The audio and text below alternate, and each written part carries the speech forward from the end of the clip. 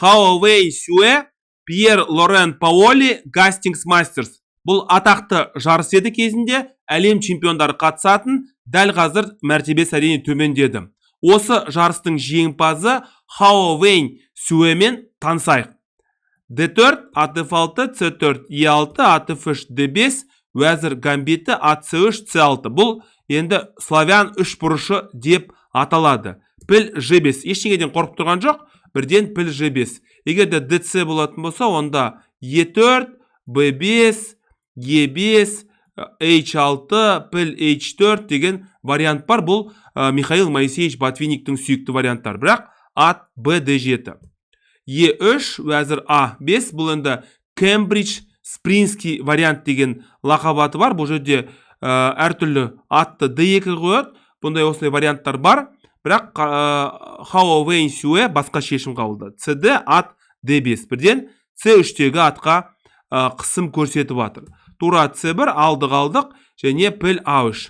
Менде сұрақ туындайды, енді мен шахматты ондай бір керемет білем деп айта алмаймын. Неге мына сарбазды алуға болмайды деген менде сұрақ туындайды әрине. Бірақ жарайды.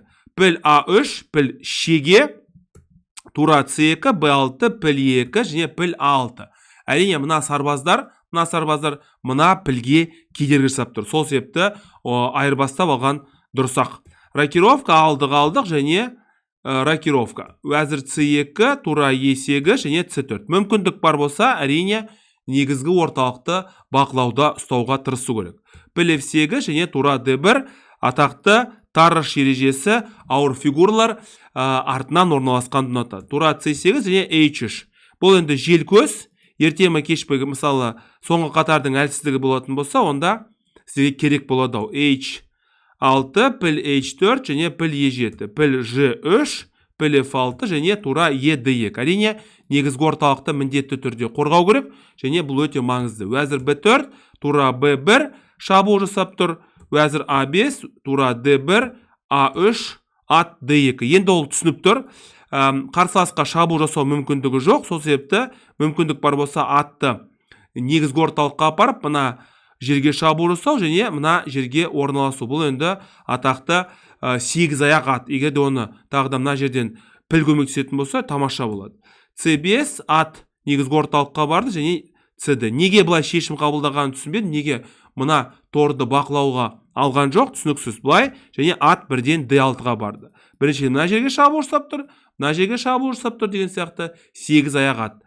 Сарбаз негізгі орталыққа қойды, алдық және вәзір F5. Бірден мына тұрақсыз аттыға шабуыл жасау. Тура E6 алдық, енді мына өтетін сарбаздың қаншалықты қауіпті екенін білеміз.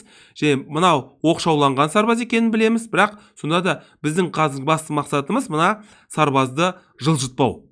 Вәзір D5, вәзір A4 және тура E1. Бұл да жақсы шешімдердің бірі, өткені мүмкіндік бар болса, ауыр фигуралардың санын азайту керек, сонда қарсыластың мүмкіндігі азайып қалады.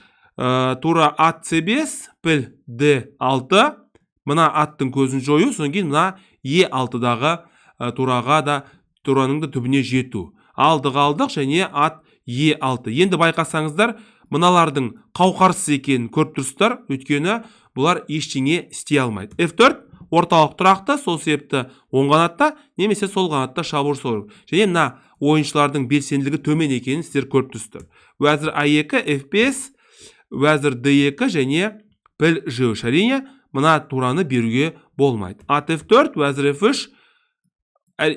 Каспаровтың сүйікті аттарының бірі G2-дегі торға екеуді оқталып тұр, бірақ оған әрине ешкім мүмкіндік бермейді. Піл G5, H4, алдық, шах және алдық, осымен шын мәнінде ойын аяқталды. Ат E3, G6 шах, FG, тағы да бір рет көрсетем, қараңыздар. Мына жерде тағы бір асығып кетсе, мүмкін F3, піл G5 және H4 бірден на G5-тегі пілге шабуыл жасайсыздар.